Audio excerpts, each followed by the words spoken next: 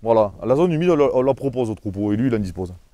1, 2, 3, 4. Moi, je respecte les zones humides, humblement, parfois je les visite. Elles émanent des bonnes ondes, elles sont l'origine du monde. Bonjour, c'est Coralie. Aujourd'hui, je vous amène sur la commune du Rialet. Donc, nous sommes ici, au pied du plateau d'Anglaise, à environ 700 mètres d'altitude, aux sources de la Durenc. Alors ici, le relief est escarpé et pourtant l'eau s'écoule tranquillement. C'est là qu'on retrouve de nombreuses prairies humides qui vont permettre de ralentir ces écoulements. Et je vous amène rencontrer Michel, un éleveur à qui la montagne a ouvert les bras.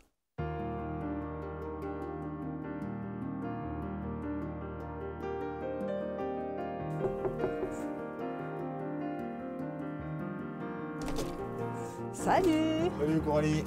Ça va? Ouais, et toi? Impeccable. Donc Michel, moi je suis éleveur de vaches Aubrac sur la commune du Rialet. Alors la particularité c'est que j'ai tout en prairie naturelle, avec zone séchante, zone humide, sur 80 hectares, environ 40 vaches en agriculture biologique et système de commercialisation, vente directe, donc tout est vendu en direct. Du coup, qu'est-ce qui est important pour toi dans tes prairies? Ah ben important, il y a plein de choses importantes, cette question elle est compliquée. Important, d'abord, qu'elle nourrisse mon troupeau. Donc c'est la base du métier, quoi. C'est-à-dire que on peut résumer le métier, quoi. Finalement, le métier, c'est pas très compliqué.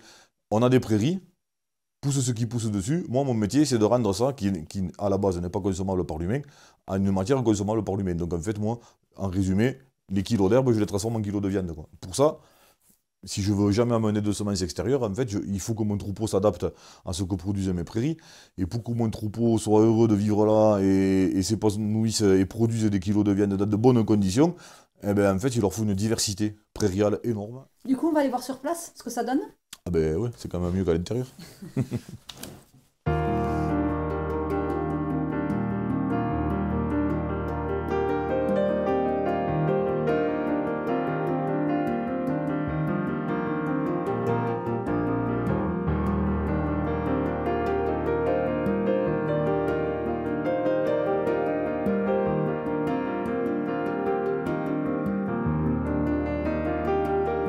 Trouvez-moi une vache plus belle qu'une Aubrac dans un pré. Il n'y en a pas. Voilà. Tac!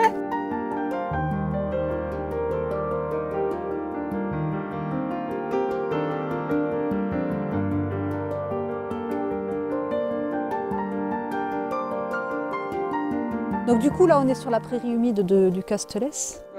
Alors moi, j'y connais rien, hein, aux zones humides. Toi, tu t'y connais plus que moi, mais ce qui est quand même cool, là, c'est que là, je pense qu'on a une période très sèche. Là, et bien là, tu vois, il y a de l'eau quand même. Ça reste mouillé, oui.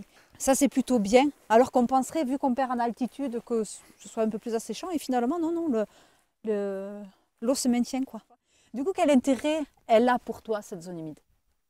Bah, ce qu'on a déjà dit, quoi, l'intérêt, c'est la mosaïque des milieux différents. Et l'intérêt, il y a une ressource alimentaire, la preuve, on le voit, elle est pâturée. Et à une période chaude, quand tout s'effondre, ben, c'est les derniers milieux à s'effondrer, ça, on le sait. Mais au-delà de ça, parce que bon, on voit sa surface, je ne sais pas combien de mètres carrés ça fait. Je dois avoir 70 bovins en ce moment sur la ferme. C'est pas ça qui va me nourrir 70 bovins. Mais moi, c'est la diversité du milieu, quoi. Voilà. Finalement, ça s'inscrit dans une globalité où finalement on veut qu'elles aient accès un peu à tout en même temps. Et là, ben, c'est typiquement ça, quoi. On peut avoir de la prairie sèche, de la prairie humide, de la zone humide. Et en fait, c'est s'inscrire dans une différence de milieu accessible au troupeau quand il le souhaite. Si tu devais donner un conseil à un éleveur qui voudrait mettre en place du pâturage sur zone humide, qu'est-ce que tu lui dirais? Ouais, de penser à la diversité, quoi. Peut-être de ne pas stocker les bêtes que sur la zone humide, quoi. D'intégrer dans un système d'îlots de pâture, d'intégrer la zone humide avec certainement, si c'est possible, à côté d'une zone qui n'est pas forcément une zone humide. Et que les vaches, enfin, le troupeau, que ce soit des vaches ou des brebis ou autres, j'essaierai qu'elles aient le choix, en fait. Qu'elles soient pas... Parce que je pense que si on les contraint que sur de la zone humide, on est sur quand même des végétations peu appétantes. Et je ne suis pas convaincu qu'on fasse plaisir au troupeau. Donc en fait, il faut le lui proposer. Voilà, la zone humide, on la propose au troupeau et lui, il en dispose.